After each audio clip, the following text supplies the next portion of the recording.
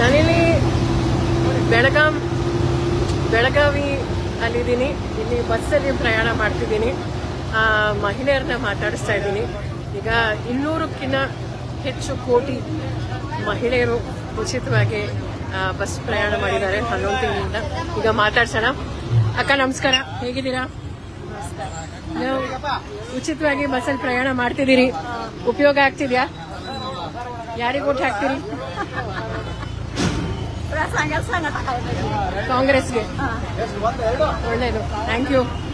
ನೋಡಿ, ಎಲ್ಲ ಮಹಿಳೆಯರು ಬಹಳ ಸಂತೋಷ ಪಡ್ತಿದ್ದಾರೆ. ಯಾಕಂದ್ರೆ ಈಗ ಮಹಿಳೆಯರಿಗೆ ಅವರು ಕೆಲಸಕ್ಕೆ ಹೋಗ್ತಿದ್ದಾರೆ.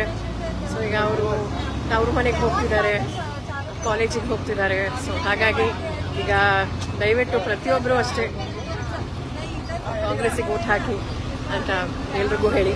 7ನೇ ತಾರೀಕು ಮರಿಬೇಡಿ. ಧನ್ಯವಾದಗಳು.